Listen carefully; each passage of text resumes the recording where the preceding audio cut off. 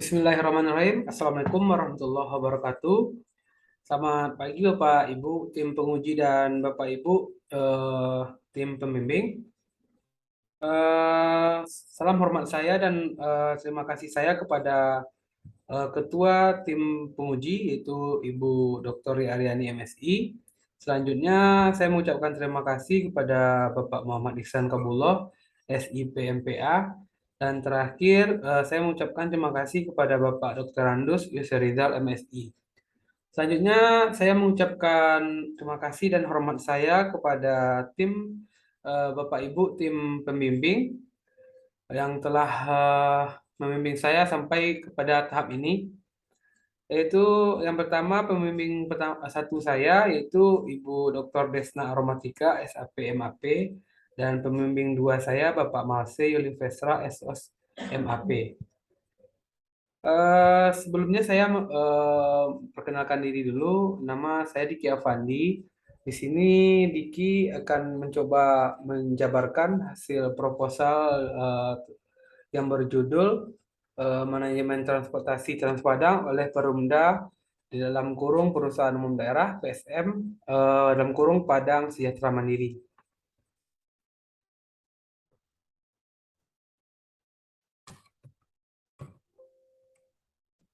Eh, Latar belakang masalah yaitu transportasi memiliki peranan penting dalam em, dalam kehidupan manusia. Dengan adanya transportasi, perpindahan seseorang dari suatu tempat ke tempat lainnya menjadi lebih mudah dan lebih cepat. Transportasi memiliki peranan yang sangat vital, sehingga transportasi termasuk dalam sektor yang menjadi perhatian lebih dari pemerintah.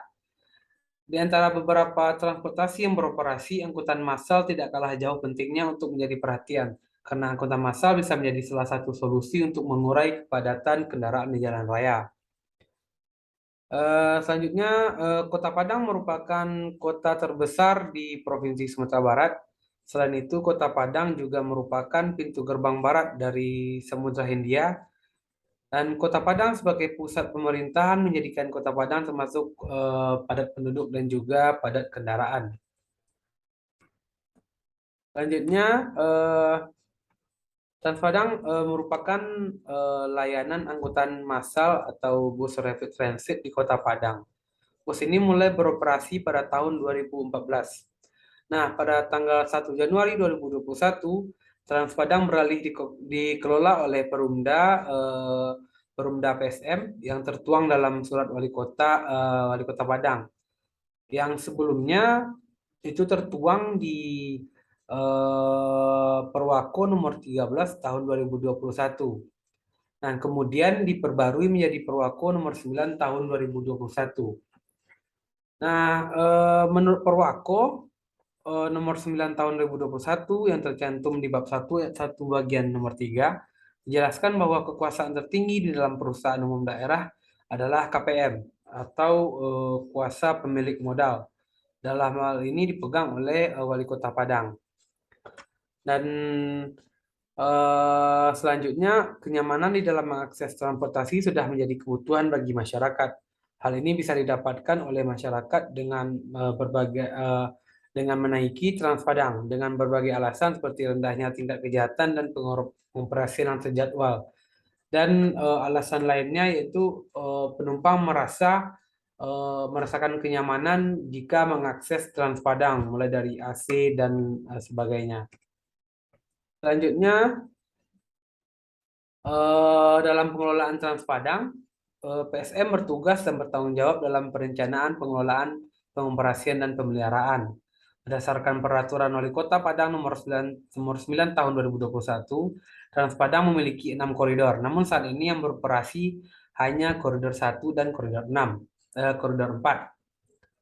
Berdasarkan tabel di samping dapat dilihat hasil observasi peneliti menunjukkan bahwa dari 6 koridor yang direncanakan oleh pemerintah Kota Padang, yang baru beroperasi 2 koridor, yaitu koridor 1 dan koridor 4, di mana koridor 1 memiliki jumlah halte sebanyak 74 halte dengan 42 halte permanen dan 32 halte non-permanen, yang terbentang dari Pasaraya hingga batas kota atau terminal anak air. Sedangkan untuk koridor 4 terdapat 15 halte permanen dan 69 halte non-permanen, Sehingga jika dijumlah total halte koridor 4 berjumlah 74 halte yang terbentang dari terminal anak air via bypass dan terakhir di Teluk Bayor. Untuk koridor dan rute Trans Padang itu direncanakan dan ditentukan oleh Dinas Perhubungan. Di sini selanjutnya ada jumlah bus Trans Padang. Dan dilihat dari tabel di atas, berdasarkan observasi peneliti terlihat bahwa jumlah bus Trans Padang pada koridor 1 berjumlah sebanyak 25 armada, dengan 20 armada beroperasi setiap harinya, dan 5 armada lagi digunakan untuk cadangan. Fungsi dari bus cadangan ini digunakan jika satu atau lebih bus yang sedang aktif atau beroperasi bermasalah atau dalam keadaan perbaikan, maka bus cadangan ini akan dipakai untuk menutupi bus yang sedang bermasalah tersebut, sehingga pengoperasian armada tetap stabil seperti biasanya. Nah, ini adalah tujuan awal dari diadakannya bus cadangan. Lalu dilihat dari koridor 4, jumlah bus berjumlah sebanyak 9 bus yang tidak memiliki bus cadangan. Jika terjadi hal-hal yang mengganggu pengoperasian armada dengan resikonya jika ada armada yang tidak bisa beroperasi, otomatis jumlah bus yang beroperasi pada hari itu akan berkurang jumlahnya. Dan ini juga akan berdampak kepada kualitas layanan yang diberikan Trans Padang kepada masyarakat yang mengakses bus tersebut. Ini ada beberapa permasalahan yang ada di dalam pengelolaan Trans Padang. Di sini peneliti menjabarkan ada 8 permasalahan utama. Yang pertama itu keterlambatan pembayaran gaji sopir dan pramugara. Pembayaran keterlambatan ini sudah terjadi berulang kali. Hal ini sebelum Trans Padang dipindahkan pengelolaannya ke PSM, permasalahan keterlambatan pembayaran gaji sopir dan pramugara masih tetap terjadi. Dan hingga dipindahkan ke pengelolaannya ke PSM, keterlambatan pembayaran gaji sopir dan pramugara masih terjadi. Dan di sini bisa kita lihat bahwa tidak adanya perubahan di dalam pembayaran gaji dan gaji sopir dan pramugara tersebut. Selanjutnya ada pelanggaran aturan penggunaan akses yang mengakses Trans Padang. Di sini peneliti melihat setiap penumpang yang mengakses Trans Padang, di sana di dalam bus Trans Padang sudah dijelaskan bahwa ada tempat duduk laki-laki dan tempat duduk perempuan. Tapi yang sering terjadi, udah 3 kali peneliti turun ke lapangan, hal itu tidak diindahkan oleh penumpang. Jadi penumpang yang seharusnya duduk di laki-laki kadang duduk di daerah perempuan, dan begitupun sebaliknya. Dan bahkan ada kursi khusus itu untuk lansia juga tidak digunakan dengan sebaik mungkin. Selanjutnya ada area gedung dan administrasi tidak strategis. Area gedung dan administrasi ini, area gedung administrasi itu beralamat di Mall Pelayanan lantai 4 Basaraya, sedangkan untuk pool dan bengkel dan terminal itu sangat jauh jaraknya antara gedung administrasi dan pengoperasian, sehingga peneliti nilai uh, ini termasuk tidak efektif dan tidak strategis. Selanjutnya jadwal pengoperasian yang tidak jelas. Ini terutama di koridor 4, Bapak Ibu. Di koridor 4 ini kan area pengoperasiannya itu di sepanjang bypass, mulai dari terminal anak air sampai ke Teluk Bayor. Nah, di sana di peneliti lihat itu tidak, terutama di hari Jumat setelah sholat Jumat. Itu mobil mobil yang seharusnya beroperasi tidak beroperasi lagi, sehingga penumpang merasa terkecoh karena ada beberapa penumpang yang masih yang menunggu Trans Padang dan ternyata busnya tidak kunjung lewat. Terus ada kurangnya sosialisasi dan tentang pembayaran elektronik pada penumpang. Di sini seharusnya PSM sopir dan pramugara yang seharusnya menjadi ujung tombak dari Trans Padang itu menyampaikan kepada penumpang sesering mungkin atau setiap penumpang naik ke bus Trans Padang ini harusnya disampaikan bahwa pembayaran untuk Trans Padang itu melalui elektronik seperti Brizi, GoPay, Dana dan lain sebagainya. Tapi yang terjadi penumpang sudah naik ke Trans Padang dan akhirnya dimintai ongkos oleh pramugara dan penumpang merasa kaget. Nah, kenapa ini pembayarannya tidak bisa tunai gitu? Nah, seharusnya sebelum penumpang naik ke bus Trans Padang, penumpang itu sudah benar-benar mengetahui. Tapi hal ini tidak terjadi di Trans Padang karena kurangnya sosialisasi dan kurangnya sosialisasi dari pramugara dan sopir.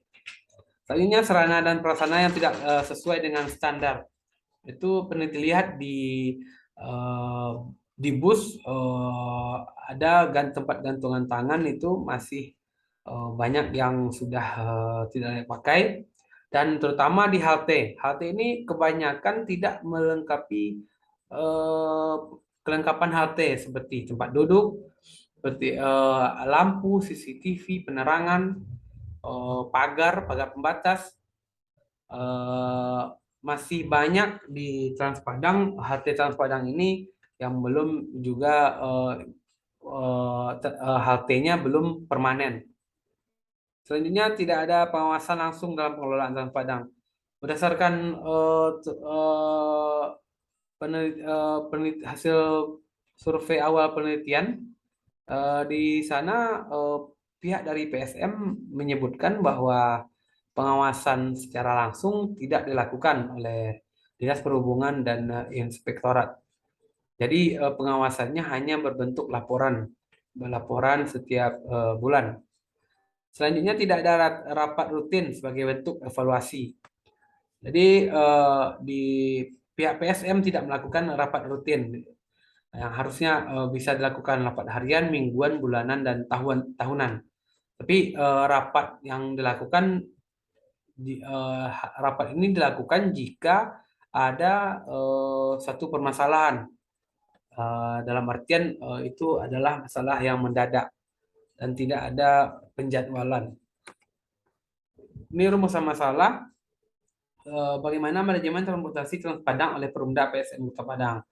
Tujuan penelitian untuk mengetahui manajemen transportasi Trans Padang oleh Perumda PSM Kota Padang. Manfaat teoritis diharapkan penelitian ini dapat memperkaya bahan perpustakaan dan mampu memberikan kontribusi kepada pengembangan ilmu administrasi publik, khususnya tentang manajemen Trans Padang oleh pemerintah daerah dan Perumda PSM. Manfaat praktis penelitian ini diharapkan kemudian Hargi dapat memberikan manfaat bagi instansi terkait, yaitu Perumda PSM Kota Padang sebagai bahan pertimbangan dalam meningkatkan manajemen, terutama dalam manajemen transportasi.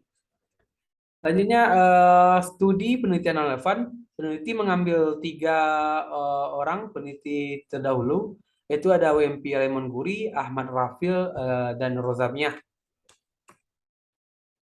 Ini selanjutnya teori manajemen transportasi dari Adrian Syah.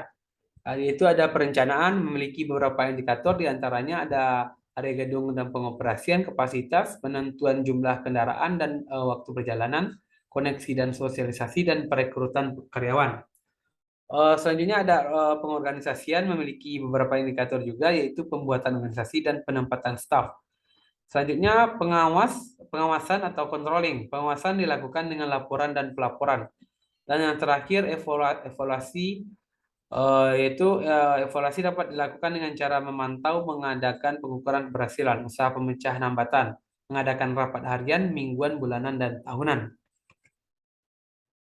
Selanjutnya skema pemikiran dapat Bapak Ibu lihat yang paling yang di atas itu ada Perwaku nomor 9 2021. Kemudian di bawahnya ada Perumda PSM Padang, selanjutnya ada Trans Padang, dan selanjutnya ada teori manajemen transportasi umum menurut Adrian Syah.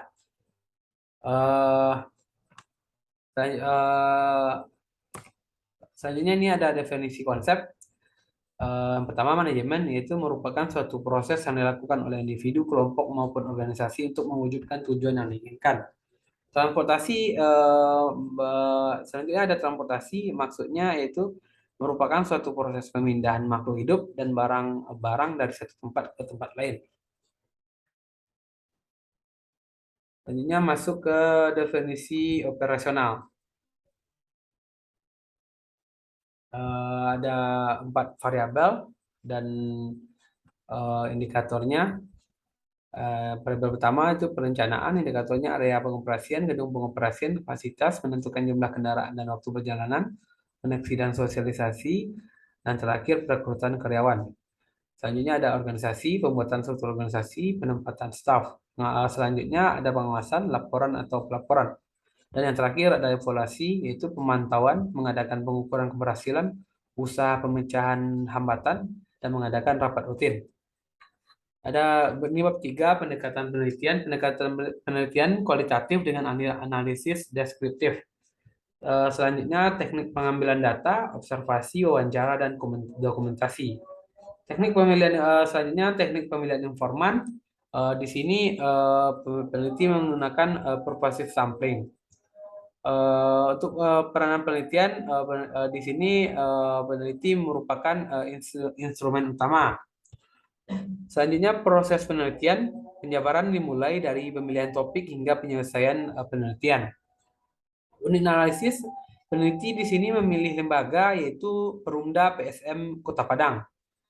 Selanjutnya ada teknik analisis data. Di sini ada 3, reduksi data, penyajian data, kesimpulan, dan verifikasi. Yang terakhir, teknik keabsahan data. Peneliti memakai triangulasi sumber. Eh, Eh, Selanjutnya, peneliti mengucapkan terima kasih kepada Bapak Ibu, tim penguji, dan eh, Bapak Ibu, tim pembimbing. Akhir kata, Assalamualaikum warahmatullahi wabarakatuh.